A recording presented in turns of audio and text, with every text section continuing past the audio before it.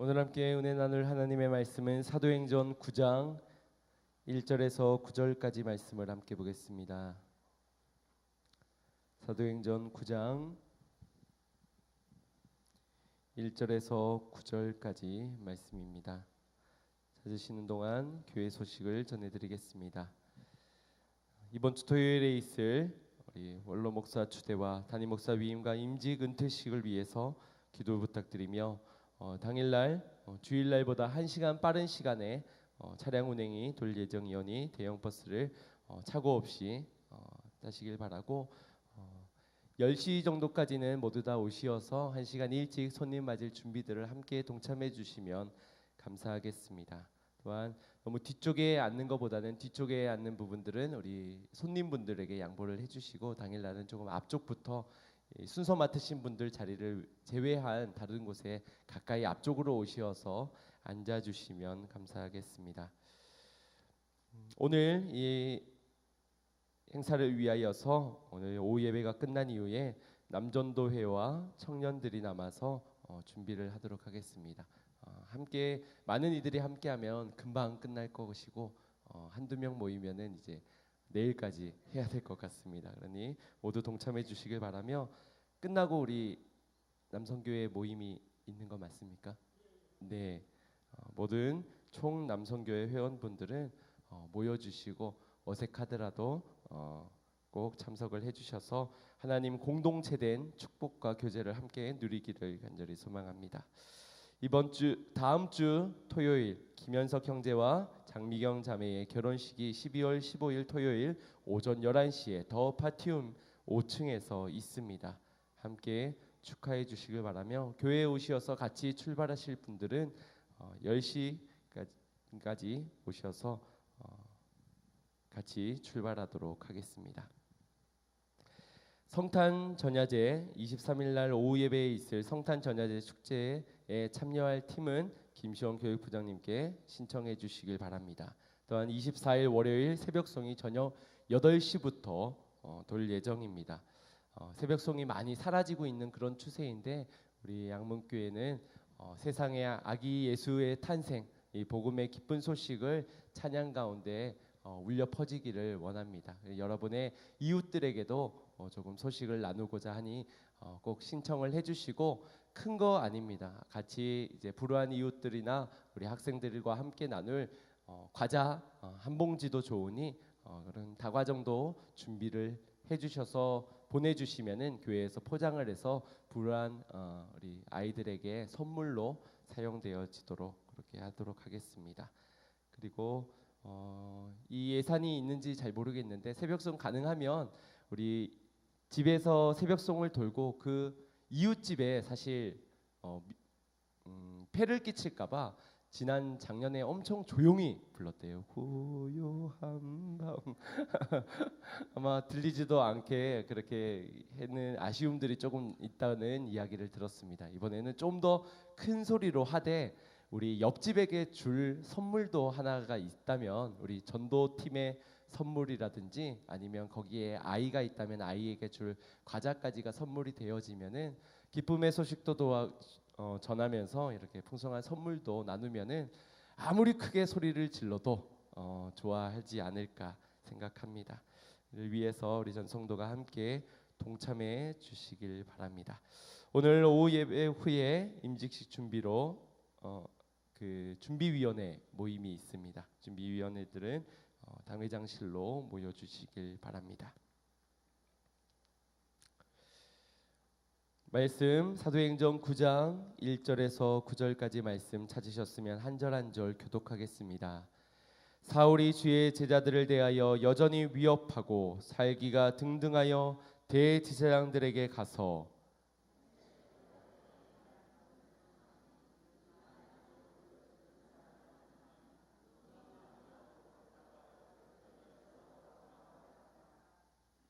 사울이 행하여 다메섹에 가까이 가더니 호련히 하늘로서 빛이 저를 둘러 비추는지라.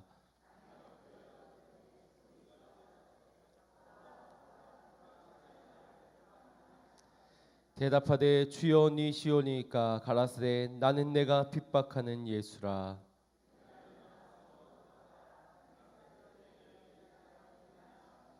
같이 가던 사람들은 소리만 듣고 아무도 보지 못하여 말을 못하고 섰더라.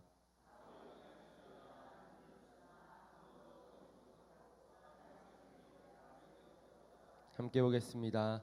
사흘 동안을 보지 못하고 식음을 전폐하니라. 아멘. 할렐루야.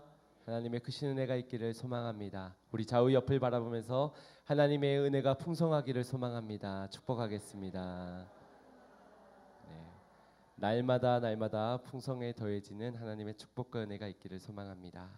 사도행전 1장부터 보여지는 하나님께서는 연약하지만 믿음 있는 사람들로 하여금 참 놀랍고 은혜로운 역사들을 보여주셨습니다. 물론 그들이 당한 핍박과 박해를 보면 은혜라고 말할 수 없을지 모릅니다. 하지만 그 속에서도 그들의 믿음은 더욱 굳건해져만 갔고 자라나게 하셨고 무엇보다도 성령 충만한 역사 가운데 그들을 세밀하게 인도해 가셨습니다. 모여야 할 때 모이게 하시어서 그 자리에 기도하게 하셨고 또 사용하실 때는 전 재산을 팔아 가난하고 소외된 자들에게 나누게 하셨습니다. 또한 흩어져야 할 때 흩어지게 하시고 흩어짐 속에서도 복음의 땅끝까지 전해지도록 그들을 사용하셨습니다. 이를 볼 때 어느 것 하나 은혜 아닌 것이 없습니다. 오늘 이 시대에도 성령의 시대가 계속되어지고 있는데 우리 가운데도 이 진리와 믿음을 통한 은혜의 역사가 이루어져야 될 줄 믿습니다. 또한 이루어질 줄 믿습니다. 그렇기에 지금도 우리에게 필요한 것은 은혜요, 은혜로 살아가야 되는 줄 믿습니다. 여러분 혹시 머피의 법칙을 아시나요? 친구들과 미팅을 갔었지 뚱하고 못생긴 애 있길래 와 쟤만 빼고 다른 애는 다 괜찮겠다 하면 꼭 걔랑 나랑 짝이 된다고 합니다. 이 노래 가사인데 어렸을 때 내용도 잘 모른 채 그저 재미있게 많이 불렀던 것 같습니다. 일이 잘 풀리지 않고 오히려 꼬이기만 할 때 그것을 머피의 법칙이라고 합니다. 내가 세차한 다음 날 비가 오게 되지요. 내가 계산하려고 선 그곳은 꼭 느리게 진행됩니다. 또 내가 기다리는 버스는 좀 전에 떠났고 내가 주식을 사면 오르던 것도 내려가게 됩니다. 이것을 머피의 법칙이라고 이야기를 합니다. 마음에 드는 저 사람과 만나지 못한 아쉬움과 안타까움과 후회들이 아마 있을 것입니다. 그러나 그 불행의 시간이 지나고 나면 나중에는 더 좋은 사람, 딱 나에게 맞는 더 좋은 배필들을 다들 만나시지 않으셨습니까? 하지만 그때 그 시절 그 당시에는 누구보다 불행한 사람으로 그 사람을 얻을 수 없다는 것으로 인하여서 너무나도 안타깝고 후회되며 절망 가득한 아마 인생들도 경험을 하셨을 것 같습니다. 우리는 머피의 법칙 가운데서 이런 생각들을 하게 됩니다. 하루만 더 늦게 세차할 걸, 하루만 더 주식을 기다렸다가 살 걸, 버스 타러 조금만 더 일찍 나갈 걸, 이런 말들을 하곤 합니다. 그런 우리가 은혜라고 말할 때는 언제입니까? 결과가 좋을 때입니다. 나중에 잘 되고 나서 결과가 좋을 때 그때 은혜였구나. 그때 그 사람과 만나 사귀지 않고 결혼하지 않은 것이 은혜였구나라는 생각을 하게 됩니다. 오늘 본문에서 사울이 예수님을 만난 장면을 보면서 우리는 그를 향해서 은혜구나, 다메섹에서 만난 예수 그리스도는 은혜였구나라는 것을 말하고 고백할 수 있을 것입니다. 왜냐하면 우리는 결과를 알기 때문입니다. 성경의 수많은 인물 중에서도 특별히 그를 사용하시어서 수많은 하나님의 말씀들을 기록해 하시고 전 세계를 다니며 복음 전파를 한 사도 바울, 2000년이 지난 오늘날까지도 그의 행적과 그의 귀한 사명들을, 귀한 가르침들을 받아오고 있는 모습을 볼 때 그가 얼마나 이 다메섹 도상에서 만난 예수님이 은혜의 빛이었는지, 은혜의 광채였는지 우리는 알고 있다는 것입니다. 그런데 과연 사울도 다메섹 그 도상에서 주님을 만났을 때 그 빛을 보며 눈을 앞을 보지 못하였을 때에 심지어 식음을 전폐하며 사흘 동안 쫄쫄 배를 굶으며 이제 죽었구나 생각하는 그 순간에 과연 그에게는 그것이 은혜라고 여겨졌을까요? 그렇지 않을 것 같습니다. 왜 하필 나에게, 왜 하필 나에게 이러한 말을 하지 않았습니까? 우리는 과정이 은혜라고 생각하지를 않습니다. 결과가 좋아야만 그 과정도 은혜가 될 수 있다고 여깁니다. 그러니 점점점 은혜가 사라져 보입니다. 사울의 인생을 한번 들여다봅시다. 사울은 길리기아의 다소라는 아주 유명한 상업 도시에서 태어나서 그의 아버지는 매우 부유한 상인이었다고 알려져 있습니다. 날 때부터 로마의 시민권을 가진, 오늘날로 말하면 금수저 같은 그러한 인물이었습니다. 그의 머리는 아주 명석하였고 열정이 넘치는 젊은이들로 유대인의 전통 종파인 바리새파에 속하였으며 가장 뛰어난 성경 선생 중 한 사람이었던 가말리엘 문화에서 공부를 한 자였습니다. 그러니 유대 사회에서 굉장히 촉망받는 그러한 인물이었다는 것이지요. 무서울 것이 없었을 것입니다.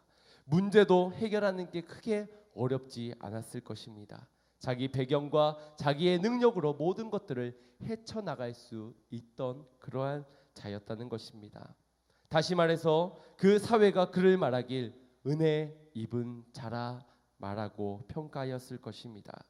하지만 유대의 율법 교육으로 인하여서 예수님이 하나님의 아들이라는 사실을 믿지 못하였습니다. 그러니 세상 사람들은 은혜입니다, 축복을 받았습니다 라고 말할지 몰라도 우리가 그 다메섹 도상 이전의 사울을 볼 때는 그는 여전히 은혜가 없는, 은혜 받지 못한 자의 인생이라고 볼 수 있을 것입니다. 그는 예수님을 십자가에 못 박아 죽게 한 대제사장들과 서기관들의 편에 서서 맹렬히도 그리스도인들을 박해해 나아갔습니다. 이제 그가 대제사장의 공문을 받아서 다메섹에 가면은 그동안 하고 싶었던 박해와 핍박을 모조리 하면서 이 믿는 자들을 모조리 잡아 감옥에 쳐넣을 수 있는 이제 명분을 얻은 것입니다. 아마 그의 부푼 마음은 하나님이 기뻐하실 것이라는 이 부푼 기대의 마음으로 다메섹을 향해 열심히도 달려가고 있었을 것입니다. 남녀의 그리스도인을 잡아 매질하고 아예 예수의 옛자도 나오지 못하도록 할 작정으로 아마 설레는 마음으로 그렇게 갔을 것입니다. 그의 마음과 생각엔 분노와 살기로 가득 차 있었습니다. 이 사울의 모습을 보십시오. 다메섹 도상을 향하고 있는 사울의 마음과 생각을 보십시오. 모든 걸 다 가진 것 같은 사울이 단 하나 예수 그리스도를 알지 못함으로 인하여서, 복음을 알지 못함으로 인하여서 그 생각과 그 마음에 머물러 있는 것이 무엇입니까? 분노요, 시기요, 살기, 이것으로 가득 찬 그 속에 평안은 전혀 찾아볼 수가 없었다는 것입니다. 예수님 한 분 모름으로 인하여서 그가 걷는 인생길을 보십시오. 하나님의 방향이 아니라 사람의 방향, 정욕의 방향, 욕심의 방향, 사단의 앞잡이의 방향으로 열심을 다해서 달려나가고 있는 그의 인생길의 모습. 다 가지면 뭐합니까? 평안을 이루신 예수 그리스도를 알지 못하여 세상에 줄 수 없는 평안을 누리지 못하는데 말입니다. 금수저고 엄친하면 뭐하니까? 진리를 모름으로 사단의 앞잡이밖에 되지 못하여 분노와 살기, 이것으로 가득 차 있는 심령인데 사모하는 바가 달라야 할 것입니다. 추구하는 가치가 달라야 하지 않겠습니까? 금수저, 은수저, 배경과 환경, 조건, 이것이 아니라 우리 주님을 아는, 복음을 깨닫는 은혜가 필요한 줄 믿습니다. 이 은혜로 말미암아 진리의 길을 걷게 되기 때문에, 생명의 길로 나아갈 수 있기 때문에, 여러분은 이 은혜를 받으셨습니까? 평안을 잃어버리지는 않으셨습니까? 분노와 살기로 가득 차서 다른 길로 열심을 다해 달려나가고 계시지는 않으십니까? 사단의 일에 크게 쓰임받고 있는 사울이 다메섹에서 만난 예수님을 통해서 뭐라고 했을까? 그의 배경, 지금까지의 환경, 지금까지 걸어왔던 인생길을 볼 때, 그리고 지금 자기가 목표로 한 예수의 옛자도 나오게 못하게 할 지금 저 사람을 잡아서 감옥에 쳐넣을 이 부푼 목표와 기대를 가지고 나아가고 있던 그가 딱 그 길이 막혔을 때 과연 그는 무엇이라 고백했을까요? 왜 하필 나에게, 왜 하필 나만이라는 고백을 하지 않았겠습니까? 지금 다메섹을 향하고 있는 현장 가운데서는 사울뿐만 아니라 곁에 그의 동료들이 함께 있었습니다. 그들도 역시 같은 목적을 가지고 지금 예수쟁이들을 잡아 넣으려고 달려나가고 있었습니다. 그 사람 중에 몇 명이나 모였는지는 알 수 없지만 다수 중에 단 한 사람, 그 한 사람인 사울만이 예수의 빛의 광채를 보고 그 자리에 떨구어져 무릎 꿇게 되었습니다. 엎드려지게 되었습니다. 왜 내가 이 질병의 고통을 당해야 되는지, 왜 내가 나에게만 이런 힘든 시련을 주시는지 하나님의 뜻을 알지 못하였을 것입니다. 내가 잘못됐다면 이 옆에 있는 사람들도 잘못된 것이고, 내가 잘못됐다면 나를 보낸 공문을 준 대제사장들과 서기관도 분명 더 큰 잘못이 있었을 텐데 왜 나만, 왜 내 눈만 안 보이게 하십니까? 우리라면 불만하지 않을 수 있겠습니까? 이것이 은혜임을 모르는 세상 사람들의 시선에는 이렇게밖에는 볼 수 없고 이렇게밖에는 고백할 수 없는 것입니다. 왜 하필 나에게? 왜 하필이라는 말이 일어나지 말아야 될 일이 일어난 것이다 라는 말이라고 하면 우리는 하나님의 간섭과 계획하심을 믿는 우리에게는 조금 어울리지 않는 말일 것 같습니다. 안 일어날 수 있는 일이 왜 일어나겠습니까? 물론 우리의 실수일 수 있습니다. 원치 않았던 일을 사단이 하여금 그렇게 이룰 수도 있습니다. 하지만 모든 것은 하나님의 간섭하심과 계획하심, 욥을 그렇게 핍박하고 괴롭힐 때도 하나님의 허락이 있지 않고서는 그를 시험할 수 없었습니다. 오늘 우리에게 안 일어날 수 있는 일이 왜 일어나는가? 한편으로는 일어나야 하는 일이 일어났을 수도 있을 것입니다. 왜? 우리에게 은혜 주시려고, 택한 자에게 은혜로 채워주시려고, 깨닫게 하시려고. 너희가 가고 있는 길은 절망의 길이야. 소망의 길로 나와야 돼. 너희가 가고 있는 길은 죽음의 길이야. 생명의 길로 나와야 돼. 이 간곡한 주님의 요청이 빛 가운데 사울에게 임한 것이고, 그로 하여금 식음이 전폐하며 입으로 아무런 육의 양식을 채울 것들로 채워주지 않으셨습니다. 은혜 주시고자 하시는 하나님을 믿으시기 바랍니다. 이것을 피하면 또 다른 피하고 싶은 문제를 만나게 될 것입니다. 왜? 하나님의 계획은 피하지 못할 이 문제를 때문에 고통을 주고자 하는 것이 아니라 하나님이 은혜 주시고자 하시기 때문에 은혜 주시려면 이 피하고 싶은 이 문제를 또 마주해야 합니다. 외면하고 싶은 사람이 있습니까? 그 외면하고 싶은 사람을 외면해도 또 다른 외면하고 싶은 사람을 만나게 하실 것입니다. 왜? 여러분을 사랑하시기 때문입니다. 살아계신 하나님을 피하지 마시길 바랍니다. 역사하시는 하나님을 외면하시지 말길 바랍니다. 자비로우신 하나님은 사단의 앞잡이 노릇을 하는 사울을 부르시고 사용하시고자 은혜를 베풀어 주셨습니다. 원치 않은 방법이었지만 그 빛을 통하여 피하고 싶은 사건, 외면하고 싶은 아픔으로 다가왔지만 그 시간, 그 사건을 통하여 깨닫게 하시고 그를 고쳐나가고자 하셨다는 것입니다. 본래 사울이라는 이름의 뜻을 살펴보면 큰 자, 왕이라는 의미로 그를 많이 평가합니다. 그 단어 안에, 그 이름 안에 내포되어진 의미보다는 아마 그 이전에 사울 왕을 통하여서 아마 그를 큰 자, 왕 이런 의미로 사울을 칭하였던 것 같습니다. 이름 그대로 대단히 교만했을 것이고 은혜 받고 변화된 이후에 그의 이름을 바울이라 바꿔야 될 만큼 사울이라는 것은 교만의 상징과도 같은 것이었을 것입니다. 이 바울이라는 이름의 의미는 작다 그리고 약하다라는 의미를 담고 있습니다. 그러니 이 사도 바울이 사울이라는 말 속에서 굳이 큰 자라는 말이 내포되어 있지 않다 하더라도 그 스스로는 그만큼 큰 자라 여겼고 사람들 역시도 그는 은혜 받은 자, 축복받은 자, 큰 자, 왕이 될 상이라고 사람들은 평가하였습니다. 그러니 그의 정반대되는 바울, 작고 나는 약한 자라는 그런 바울로 이름을 짓게 되었을 것입니다.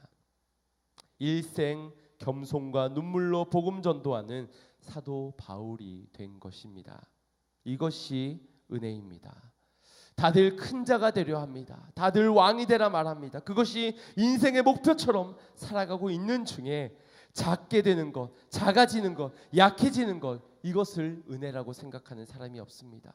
이렇게 되어가는 과정을 그 누구도 은혜라고 말하는 사람은 없다는 것입니다. 그러나 하나님께서 하나님 앞에 큰 자가 아니라 겸손하고 작은 자로 서는 것, 이것이 은혜임을 믿으시기 바랍니다.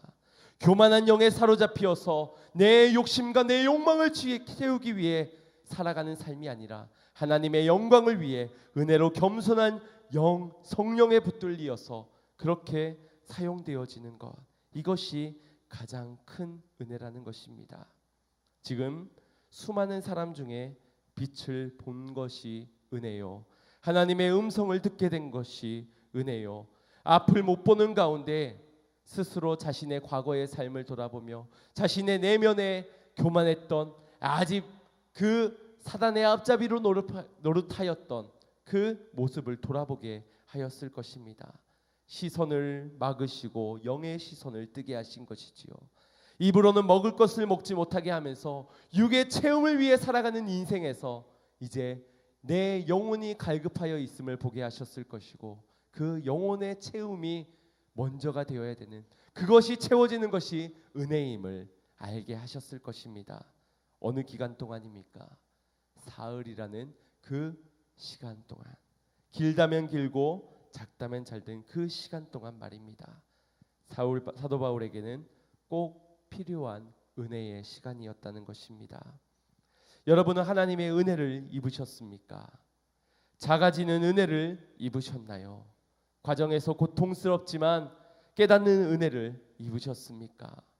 결과가 아니라 과정에서 은혜를 고백하고 계십니까? 은혜라고 생각되어질 때 반드시 동반되어져야 되는 것이 있습니다. 그것은 기도이고 찬송입니다. 먼 훗날 바울이 감옥에 갇혔을 때에 그는 그 감옥에서 하나님께 기도하고 찬양을 올려드립니다. 그의 모습을 통하여서 우리가 볼 때 그는 받은 바 은혜가 있기에 그곳에서 기도하고 찬양할 수 있었음을 보게 됩니다. 하지만 우리가 함께 고민해 보기를 원하는 것은 바울의 앞으로 미래에 이루어질 일 가운데서 반드시 옥문이 열려지게 될 거야 라는 기대를 가지고 있었기 때문에 그가 기도하고 찬양할 수 있었을까? 내 인생의 결과 속에 나는 영원 복락, 이 땅에서도 축복을 얻으며 영원히 살게 될 것이라는 그 기대와 소망이 있기 때문에 은혜가 머물러서 기도하고 찬양할 수 있었겠습니까? 이미 과거에 수많은 복음을 전하는 복음 전도자들이 죽음을 맞이하는 것을 보았습니다. 스데반 집사가 돌에 맞아 죽는 것도 보았던 것이 사도 바울입니다. 은혜를 입은 것 같지만 그들의 끝이 초라하고 불행한 것처럼 보여졌던 수많은 사람들의 그런 일들이, 사건들이, 사고들이 사도 바울도 알고 있었다는 것입니다. 그런 그가 나의 인생의 결과는 저들과 달리, 스데반과는 달리, 수많은 죽어갔던 순교자들과 달리 나만은 잘 될 거야, 내 기도만은 들어질 거야, 옥문이 흔들리고 무너지게 될 거야, 이런 확신이 있었을까요? 있기 때문에 찬양하고 기도했을까요? 사도행전 16장 19절에서 24절을 함께 보길 원합니다. 사도행전 16장 19절에서 24절입니다. 한 절 한 절 교독하겠습니다. 종의 주인들은 자기 이익의 소망이 끊어진 것을 보고 바울과 실라를 잡아가지고 저자로 관원들에게 끌어갔다가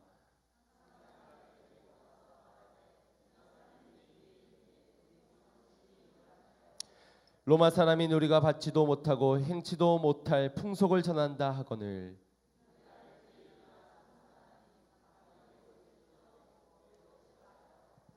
많이 친 후에 옥에 가두고 간수에게 분부하여 든든히 지키게 하니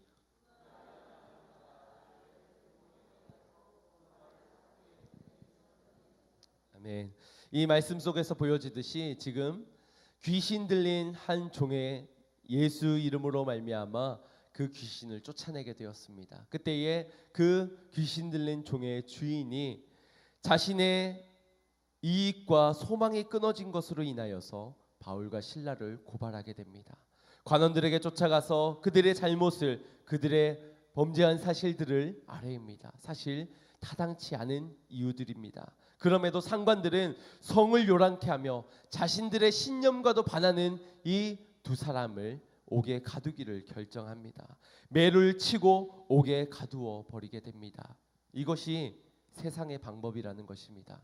자기 유익이 되어지지 않을 때, 소망한 바가 끊어지게 될 때, 계획, 목표, 뜻에 반대되는 것을 만나게 되었을 때 그들은 기도하지 않습니다. 그들은 감사할 수 없습니다. 그들은 찬송하지 않습니다. 내가 찬송할 수 있으려면, 내가 감사할 수 있으려면 이 나와 반대되는 바울과 실라 같은 자들을 감옥에 쳐 넣어야만 감사할 수 있고 노래할 수 있고 기도할 수 있을 것입니다. 그렇게 내가 찬양하기 위해서 화를 내면서 분을 내면서 이들을 억압하고 박해하면서 그렇게 나의 기쁨을 위해 찬송을 위해 그렇게 행하였을 것입니다. 그런데 바울과 실라의 모습을 보십시오. 25절 말씀에 밤중쯤 되어 바울과 실라가 기도하고 하나님을 찬미하매 죄수들이 듣더라. 여전히 그들의 몸에는 맞은 매질의 상처가 여전히 있었을 것입니다. 고통이 아직까지 있는 그 상처와 아픔을 가지고 그들의 밤에는 차가운 착고가 메어져 있었습니다. 자유가 억압되었고 언제 풀려나지 못하는 억울한 누명을 쓰며 차가운 감옥 속에서 그 밤을 보내어야 했습니다. 그런 그들이 무엇을 하고 있습니까? 내가 감사할 수 있기 위해, 찬양할 수 있기 위해서 이 옥문을 열어달라는 기도하지 않았습니다. 이 족쇄가 풀려지기 위한 기도도 하지 않았습니다. 저들을 없애달라고, 저들을 죽게 해달라는 기도도 하지 않았습니다. 그저 기도하며 찬미하며 하나님께 영광을 올려드렸습니다. 모든 죄수들이 들을 수 있는 큰 소리로 말입니다. 기도는 하나님이 들어 응답해 주시는 것을 믿고 구하는 것입니다. 그러나 찬미는 아름답고 훌륭한 것이나 위대한 것 따위를 가리켜 칭송하는 것이라고 합니다. 무슨 말입니까? 지금 현실에서 내가 앞으로 일어나고 소망하는 바를 위해서 기도할 수는 있습니다. 그러나 지금 내 삶에 아름다운 것이 없습니다. 훌륭한 것, 위대해 보이는 것이 어디 하나 찾아볼 수가 없습니다. 여전히 내 몸에는 상처가 남아있고 내 발에는 족쇄가 있으며 여전히 내 앞에는 내 능력으로 풀어나갈 수 없는 감옥 가운데, 차가운 감옥 가운데 버려져 있다는 것입니다. 그 속에서 어찌 찬양할 수 있겠습니까? 그 상황, 이 현실 가운데서 아름답지도 훌륭하지도 위대해 보이는 것 하나 없는 그 속에서 어찌 찬송을 드릴 수 있냐는 말입니다. 그럼에도 바울과 실라가 찬송을 한 것은 자신의 중심에, 자신의 마음에 가득하신, 함께 동행하고 계시는 하나님의 아름다움을 보았기 때문입니다. 그분은 훌륭하시며 위대하시기 때문에 이것이 변함없는 진리이고 이 진리를 믿는 것이기 때문에 이 진리가 그를 족쇄로 채울 수 없는 자유함을, 영혼의 자유함을 누리게 한 것입니다. 세상이 줄 수 없는 평안을 그들에게 주었기에 그 믿음 안에서 기도할 수 있었고 그 믿음 안에서 찬송할 수 있었던 것입니다. 핵심이 무엇입니까? 현실에서 상황은 절망이지만 그 가운데 함께 하시는 이가 소망이기에 기뻐할 수 있었던 것입니다. 문제보다 크신 이가 함께 하기에 이것이, 이 자리도, 이 상황과 이 현실도 은혜임을 알았다는 것입니다. 감옥 가운데 기도를 듣고 계신 하나님, 찬송 가운데 임하실 하나님, 그분이 함께하는 그 자리가, 그 과정이 그 훈련이, 그 문제가 은혜였던 것입니다. 오늘 우리도 이 과정 속에서 이러한 문제, 이러한 고통, 이러한 시련, 이러한 현실을 마주하게 되었을 때 여러분도 은혜를 고백할 수 있기를 간절히 소망합니다. 스데반이 복음을 전하다가 사람들로부터 돌을 맞아 죽음을 당하게 됩니다. 사도행전 7장 57절에서 60절 말씀에 기록되어져 있습니다. 저희가 큰 소리를 지르며 귀를 막고 일심으로 그에게 달려들어 성밖에 치고 돌로 칠세 증인들이 옷을 벗어 사울이라 하는 청년의 발 앞에 두니라. 저희가 돌로 스데반을 치니 스데반이 부르짖어 가로되 주 예수여 내 영혼을 받으시옵소서 하고 무릎을 꿇고 크게 불러 가로되 주여 이 죄를 저들에게 돌리지 마옵소서 이 말을 하고 자니라. 결과를 보고 은혜를 생각할 때 스데반은 참 은혜를 받지 못한 사람인 것처럼 보여집니다. 남들은 과정에서는 힘들고 어려웠어도 그래도 끝에는 행복하였는데, 옥문은 열렸는데, 그렇게 좋은 결과가 아닌 스데반은 참혹한 현장 가운데 얼마 사용되어지지 못하고 그렇게 죽임을 당하게 되었습니다. 그래서 스데반은 은혜 없는 자입니까? 마지막에 은혜를 못 받은 자라고 말할 수 있습니까? 그의 앞전의 고백을 함께 살펴봅시다. 55절에서 56절입니다. 스데반이 성령이 충만하여 하늘을 우러러 주목하여 하나님의 영광과 및 예수께서 하나님의 우편에 서신 것을 보고 말하되, 함께 고백합니다. 보라, 하늘이 열리고 인자가 하나님 우편에 서신 것을 보노라 한데. 아멘. 죽지 않아야 그것이 은혜입니까? 구출되어야 그것이 은혜이고 나를 억압하는 저들이 꼬꾸라져야 그것이 은혜입니까? 결과가 꼭 오병이어처럼 먹고도 남는 역사가 일어나야만 그것이 은혜라고 말하십니까? 저는 이 고백을 할 수 있는 스데반은 이미 은혜가 넘치는 자처럼 보여집니다. 하나님의 영광과 예수님을 볼 수 있는 은혜. 마지막의 고백에서 주 예수여 나를 내 영혼을 받으시옵소서. 이 믿음의 고백을 할 수 있는 것, 그 은혜. 사단에 붙잡히어 자신을 돌로 치려 하는 저들을 향해 주님의 마음으로, 긍휼의 자비의 마음으로 하나님께 저들을 부탁하고 죄를 돌리지 말라고 중보하고 있는 그 은혜, 이 넉넉함의 은혜, 주님이 함께 하시는 이 과정에서의 은혜가 넘쳐 보인다는 것입니다. 그 결과가 돌에 맞아 죽는 것이 결과가 아니라 본문에서 그가 잠이 들었다 말하고 있듯이 육체는 죽었지만 영혼이 하나님의 품에 안기어 영원한 천국에서 기쁨을 누리며 살게 되는 그것이 우리 그리스도인들의 마지막 결론, 마지막 결과가 되는 것인 줄 믿으시기 바랍니다. 과정이 은혜롭다면 결과도 은혜로운 것입니다. 내가 원하는 것, 내가 느껴지는 만큼만 그것으로 은혜를 판단할 수 없는 것입니다. 사실 다메섹 도상 그날 그 사건만으로도 충분히 사도 바울은 예수님을 믿게 되었을 것입니다. 수많은 사람 중에 나의 눈만 멀게 하시고 나만 꼬꾸러지게 하시고 음성을 듣게 하여 주셨는데, 아마 그 충격, 그날로 눈을 뜨게 해주셨어도 충분히 사도 바울은 예수를 믿게 되었을 것입니다. 충분히 경각심을 가지고 깨닫기에 충분한 사건과 시간이었다는 것입니다. 그러나 그 시간이 사흘 동안이나 이어져 갑니다. 하나님은 계획 안에서 단 하루만으로도 끝나는 것이 있고 40년을 가야만 하는 그런 일도 있는 것입니다. 우리의 생각으로는 다 알 수 없지요. 사울 역시도 사흘이어야만 했던 분명한 이유가 있었을 것입니다. 그 속에 그의 교만함과 아집을 버리게 하는 시간일 수 있고, 간절함과 절박함으로 이제 주님만을 바라볼 수 있는 시선을 맞추는 시간이 되었을 수 있습니다. 혹 아나니아로 하여금, 동력자들로 하여금 그에게 다시 찾아올 수 있게 하는, 기도하는 아나니아를 통해서 기도한 가운데 바울에게 찾아올 수 있는 그 시간일 수도 있었을 것입니다.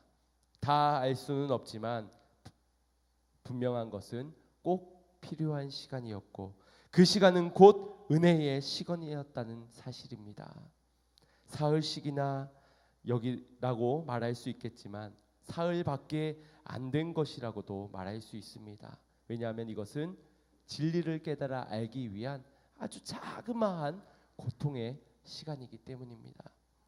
진리를 우리에게 주기 위하여 예수님께서 당하신 고통과 고난, 그 시간을 생각해 본다면 사도 바울이 앞을 못 보고 식음을 전폐하면서 죽음의 그림자가 두려운 것 같은 불안한 마음 속에서 가진 그 사울은 예수님에 비하면 아무것도 아니라는 것이지요. 그럼에도 불구하고 그 시간을 통하여서 예수님이 죽으시어 부활하시기까지의 그 시간을 묵상해 볼 수 있지 않았겠습니까? 오늘 우리의 작은 아픔, 우리의 고통의 시간, 그 시간, 훈련의 시간을 통하여선 하나님께서 우리로 자라나게 하시고 생각나게 하시고 깨우치게 하시고 회복시키는 시간임을 믿으시기 바랍니다. 이 과정이 우리가 은혜임을 믿는다면 오늘 우리는 찬송해야 될 줄 믿습니다. 주님께 기도해야 될 줄 믿습니다. 은혜는 왜 하필 이런 일이 나에게 일어났습니까? 라고 외치는 삶이 아니라 그 사건, 그 상황, 그 시간에도 하나님의 간섭하심, 주권과 섭리는 우리를 이끌고 계신다라는 고백을 해야 될 줄 믿습니다. 이것이 은혜입니다. 이것을 믿는다면 왜 하필이라는 고백보다는 그리 아니하실지라도 주님께서 이 모든 것을 하셨습니다. 주님께서 하실 것입니다. 이 모든 것이 은혜입니다. 라는 고백을 하게 될 줄 믿습니다. 오늘도 은혜를 받으셨습니까? 지금도 은혜를 받고 계십니까? 은혜로 사는 우리가 날마다 은혜를 베푸는 주님을 찬송하고 감사하고 감격하고 감탄하며 신뢰하며 기도하는 믿음의 양문 모든 성도들이 되기를 간절히 소망합니다. 우리 같이 찬양하고 기도하겠습니다. 오늘 여러분이 걷고 있는 이 인생길의 힘듦들을 생각해 보십시오. 그리고 그곳에서 역사하고 계시는, 그것을 통하여 우리를 만져가고 계시는 주님을 바라보십시오. 모든 것이 은혜입니다. 모든 것이 은혜입니다. 은혜를 찬양하는 우리의 영혼들이 되기를, 우리의 육은 더 궁핍해진다 하더라도, 더 절망 가운데 몰아서 온다 할지라도, 여전히 내 육체의 족쇄가 채워져 있다 하더라도, 차가운 그 밤을 지내야 한다 하더라도 은혜의 주님은 영원히 여러분을 버리시지 않으십니다. 그와 같은 우리를 버리시지 않으십니다. 그 주님을 믿으시길 바랍니다. 요한복음 14장 17절 말씀에 저는 진리의 영이라 세상은 능히 저를 받지 못하나니 이는 저를 보지도 못하고 알지도 못함이라. 그러나 너희는 저를 아나니 저는 너희와 함께 거하시며 또 너희 속에 계시겠음이라. 내가 너희를 고아와 같이 버려두지 아니하고 너희에게로 오리라. 아멘. 이 함께 하시는 은혜, 또 다시 오실 그 은혜, 이 은혜가 있는 한 우리에게 찬송이, 기도가, 고백이 끊이지 않기를 소망합니다. 우리 같이 찬양하겠습니다. 오직 주의 은혜로 지금 여기 서 있네. 한없는 경배, 한없는 찬양, 내 영혼 예배드리네.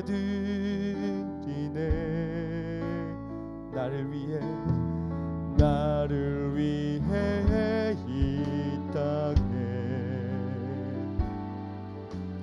오신 주의 그 은혜, 십자가 고통 이기신 주님 그 은혜 어찌 주리.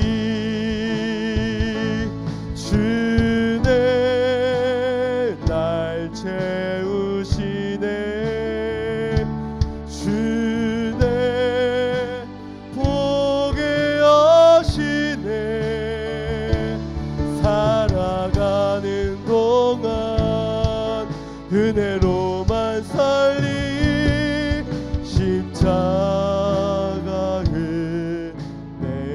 다시 한번 더 고백합니다. 오직 주의 은혜로, 오직 주의 은혜로 고백합니다. 지금 여기 서 있네. 이제 우리가 한없는 경배, 한없는 찬양, 내 영혼 예배드리네. 나를 위해 이 땅에, 나를 위해 이 땅에 오신 주의 은혜, 십자가 고통 이기신 주님, 그 은혜 어찌 주리. 주네 날 채우시네. 주네 보게 하시네. 살아가는 동안 은혜로만 살리. 진짜 내게 허락하신 그 은혜가 족하나이다. 주네 날 채우시네. 주네 보게 하시네. 살아가는 동안 은혜로만 살리. 진짜 믿고 확신된 마음으로 다시 한번 더 고백합니다. 주네 날 채우시네. 주네 보게 하시네. 살아가는 동안 은혜로만 살리. 십자가 그 고백하고 결단합니다. 살아가는 동안 은혜로만 살리. 십자 다시 한번 더 고백합니다. 내 영혼 살아가는 동안 은혜로만 살리. 십자가를.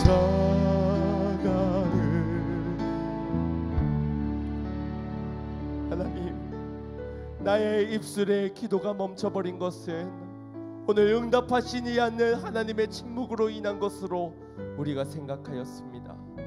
하나님을 찬송하지 못한 것은 우리의 환경과 우리의 조건이 아름답지도 귀하지도 훌륭하지도 놀랍지도 않기 때문에 우리는 찬양을 하지 못하였습니다.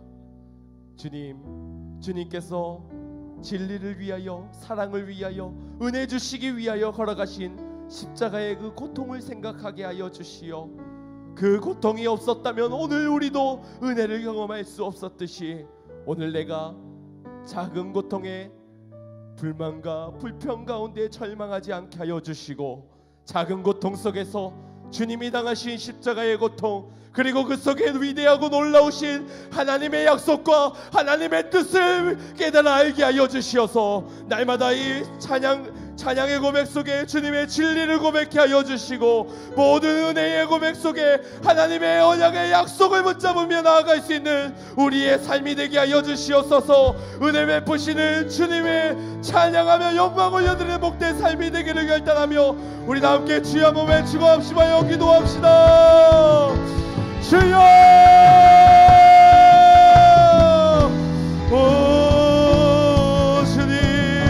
모든 것이 주님의 은혜입니다.